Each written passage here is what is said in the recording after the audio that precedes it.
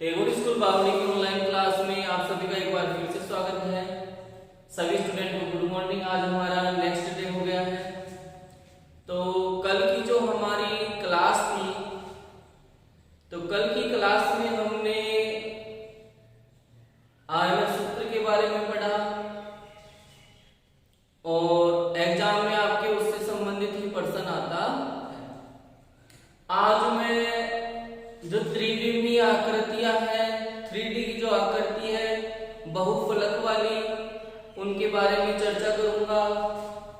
उनमें शीर्ष की संख्या देखेंगे, फलकों की संख्या देखेंगे और किनारों की संख्या देखेंगे। तो सबसे पहले मैं बात करता हूं अपनी पहली आकृति घन की। यह आपको याद भी रखना है, घन कैसी आकृति होती है, घन की फलक कितने होते हैं, किनारे कितने होते हैं और शीर्ष कितने होते हैं।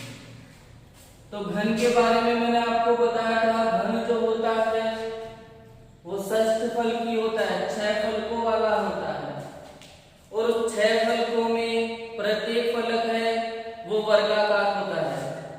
तो जब मैं इस घन को बनाऊंगा तो लाइन में देखना बेटा, मैं कितनी लाइन ड्रा कर रहा हूं, देखना एक लाइन, फिर ये 2, फिर ये 3, ये वाली 4, 5, 6, 7 और ये 8, 9, 10, 11 और ये 12। कितनी लाइन खींची बेटा अपन ने? 12। कितनी लाइन खींची? 12। तो इसके अंदर जो किनारे हैं, क्या है बेटा, किनारे हैं वो कितने हो जाएंगे? 12 हो जाएंगे। कितने हो जाएंगे बेटा? 12। जितनी लाइन आप खींचोगे उतने ही अपने किनारे होंगे। बात करें इसमें फलक की, फलक का मैंने बताया था जो समतल पृष्ठ होता है वो फलक होता है।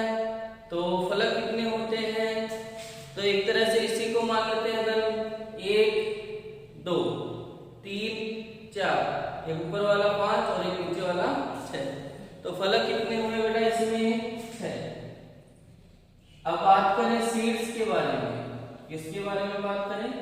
शीर्ष के बारे में। शीर्ष क्या होते हैं? तो जहां पे किनारे मिलते हैं वो शीर्ष कहलाते हैं। तो देखो, एक तो यहां मिल रहा है, यहां मिल रहे हैं ना ये किनारे, एक यहां मिल रहे हैं किनारे, यहां पर भी किनारे मिल रहे हैं, यहां पर भी मिल रहे हैं, यहां, यहां, यहां और यहां। तो किनारे शीर्ष कितने हुए इसमें? 1, 2, 3, 4, 5, 6, 7 और 8। कितने शीर्ष हुए बेटा? 8। कितने शीर्ष हो गए? 8 हो गए। यहाँ ये मिल नहीं रहे हैं, यहाँ तो हमने लाइन ड्रा की, ये 3D का डायग्राम है तो 2D में हम इसको नहीं बना सकते, लेकिन फिर भी अपन ने इसको बनाया है। तो ये लाइन तो अपन वैसे ही काट रही है, अपन ने नहीं, हमारी यहाँ ज्वाइंट कहाँ किया? यहाँ, यहाँ, जहाँ पे ज्वाइंट है, सीधी सी बात है, जहां ज्वाइंट होगा वहां क्या होगा? शीर्ष होगा। यहां हमने कोई ज्वाइंट नहीं किया, ये तो लाइन सीधी जा रही है। अब बात करते हैं इसमें आयनर सूत्र लगाने की। इसमें एक में लगा के दिखा देता हूं आपको, बाकी में आपको लगाना है ऑयलर सूत्र। प्रश्न ऐसे आ जाएगा, ऑयलर सूत्र से सत्यापित कीजिए, मतलब आपको बताना है कि वो लगता है या नहीं लगता है। तो सूत्र क्या कहता है? बोलो देखे, सूत्र क्या कहता है? v + f = e + 2। सूत्र क्या कहता है? v + f बराबर e + 2। v का मतलब शीर्षों की संख्या, f का मतलब फलकों की संख्या, e का मतलब किनारों की संख्या। यहां हम रखेंगे तो दोनों साइड में संख्या बराबर आनी चाहिए, तब तो हमारा सही है और अन्यथा गलत है। तो v यानी शीर्षों की संख्या कितनी हुई बेटा? 8। चिन्ह किसका? प्लस का। f यानी फलकों की संख्या कितनी है बेटा 6, चिन्ह किसका बराबर का, ई का मतलब किनारों की संख्या कितनी है 12 प्लस 2, 8 और 6 कितना हो गया बेटा 14 बराबर 12 प्लस 2 कितना हो गया 14, तो इधर भी 14 और उधर भी 14 ही दे रखे हैं, यानी ये हमारा सही है। ये हमारा क्या है बेटा सही है, क्योंकि इसमें आयता सूत्र लग रहा है। तो आपको क्या याद रखना है, जो घन होता है उस घन में 6 फलक होते हैं, 12 किनारे होते हैं और 8 शीर्ष होते हैं। दूसरा नंबर पे आता है हमारा घनाभ। दूसरे नंबर पे हमारा क्या आता है घनाभ। घनाभ का बनाते हैं डायग्राम।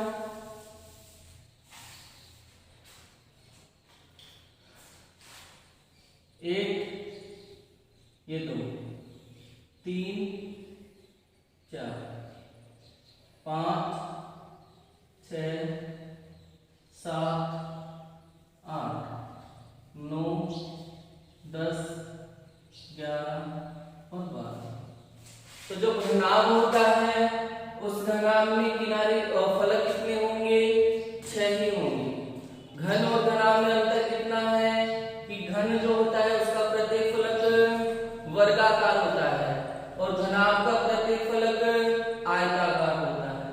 फलक कितने हुए घनाभ में 6, किनारे कितने हुए बेटा 12, किनारे कितने हुए 12 और शीर्ष कितने हो जाएंगे इसमें भी 8, कितने हो जाएंगे बेटा शीर्ष 8 हो जाएंगे।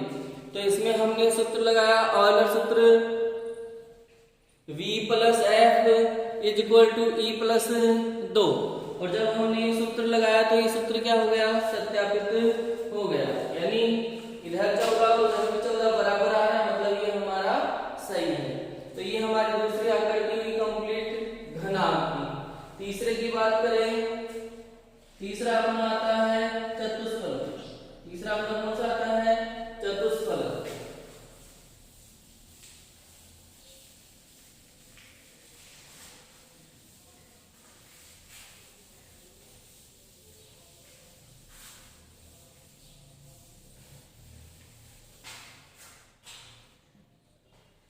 चतुष्फलक की बात करें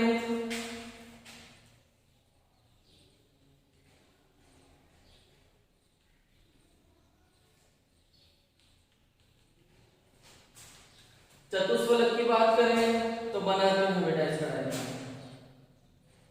1 2 3 और ये 4 बना दी। 4 लाइन में चतुर्भुज बनाना है, बना लो।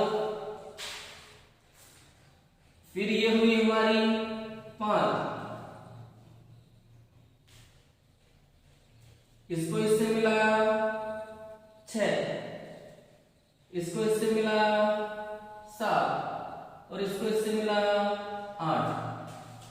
तो ये बहुफलक में अपना अगला था चतुष्फलक, उसमें किनारे कितने हुए बेटा तो 1 2 3 4 और फिर 4 अपन ने ऐसे ड्रा की तो किनारे कितने हुए 8। बात करते हैं चतुष्फलक में फलक की, किसकी फलक की।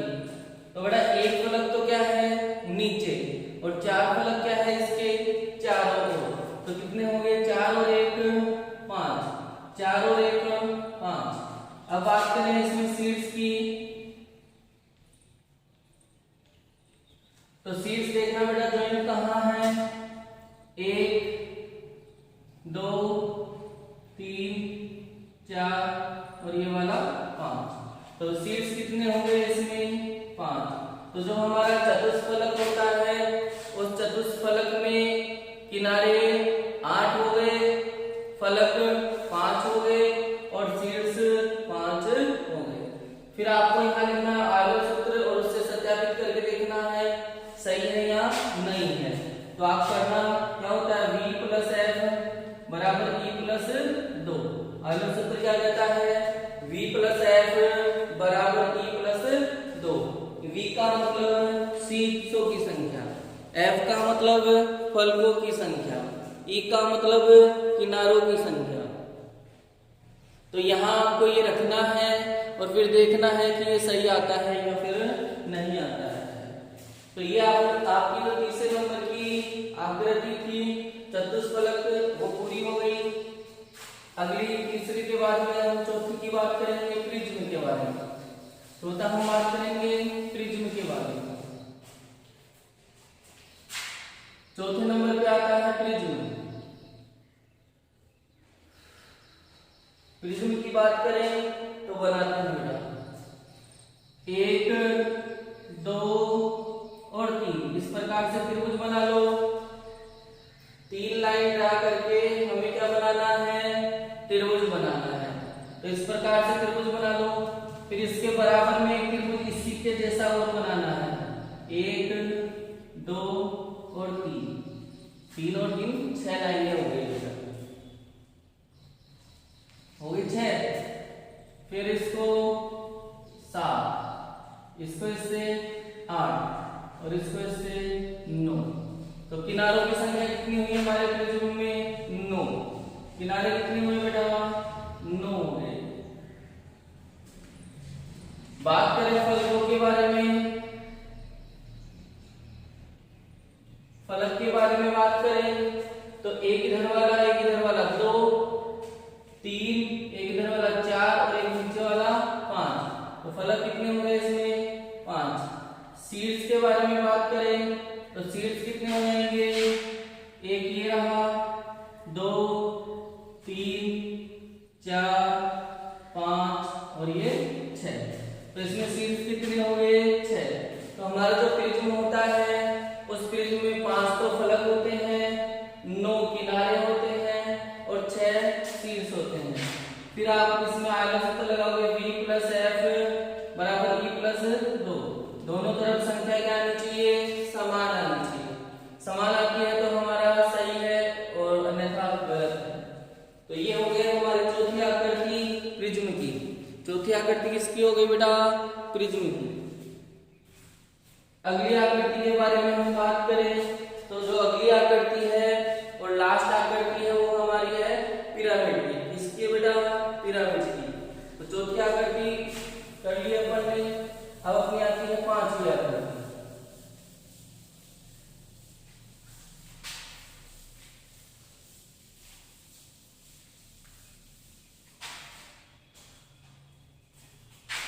पांचवी आकृति आती है अपनी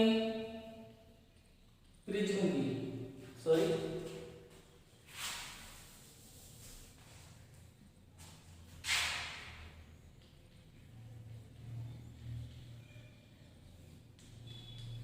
पिरामिड की आकृति।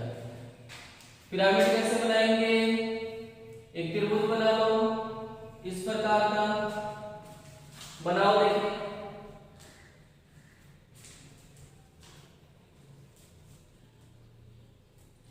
बना लिया। इसके ऊपर एक लाइन खींचनी है इस प्रकार से। तो कितनी लाइन हो गई अभी तक 4। फिर इसको इससे मिलाओ 5, इसको इससे मिलाओ 6। तो इसमें बेटा हमारे किनारे हैं वो कितने हो जाएंगे 6 हो जाएंगे। कितने हो जाएंगे बेटा 6। बात करें फलक की तो फलक कितने होंगे, एक नीचे वाला और 3 ऊपर। तो फलक हो गए हमारे 4।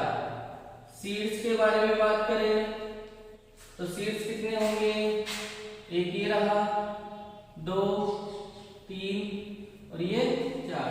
तो शीर्ष कितने हो गए 4 हो गए। आगे सूत्र लगाना है आपको,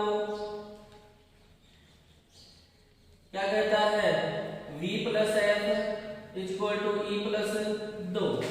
v यानी वर्टेक्स, शीर्ष। शीर्ष कितने हैं 4। f यानी फलक कितने हैं 4। e का मतलब किनारे 6 + 2। 4 और 4 8, 6 और 2 8। दोनों तरफ बराबर संख्या यानी हमारे फलक शीर्ष और किनारों की संख्या क्या है, सही है। तो ये आपको कब लिखना होता है, जब आपसे कहे ऑयलर सूत्र द्वारा सत्यापित कीजिए। ऑयलर सूत्र द्वारा क्या करना है, सत्यापित। अगर ऐसा सत्यापित करने का कहा जाए तो ये वाला करना है, अन्यथा आपको इतना ही करना होता है। तो ये हमारे पास में कुछ आकृतियां थी जिनके बारे में हमने आज चर्चा की है। तो आपको कल क्या करना है, इन्हीं को तैयार करना है। आपको घन की आकृति बनानी आनी चाहिए, उसमें किनारे फलक शीर्ष के बारे में पता होना चाहिए कितने होते हैं। घनाभ के बारे में भी आपको ऐसे ही डायग्राम बनाना आना चाहिए, फलक शीर्ष किनारों की संख्या पता होनी चाहिए। प्रिज्म के बारे में भी आपको इसी प्रकार से फलक शीर्ष किनारों के बारे में पता होना चाहिए। चतुष्फलक हुआ, पिरामिड हुआ, तो ये जो आकृतियां मैंने आज बताई है ये आपको बनानी भी आनी चाहिए। इनमें फलक किनारे शीर्ष की संख्या भी पता होनी चाहिए। और अपना जो इम्पोर्टेंट चीज है ऑयलर सूत्र का सत्यापन, ये तो आपको आना ही चाहिए। तो अपना ऑयलर सूत्र क्या कहता है बेटा, एक बार फिर से v प्लस एफ बराबर e plus 2, v plus F बराबर e प्लस 2। v यानी शीर्षों की संख्या, f यानी फलकों की संख्या और e मतलब किनारों की संख्या। और अगला अपना नेक्स्ट क्लास में करेंगे।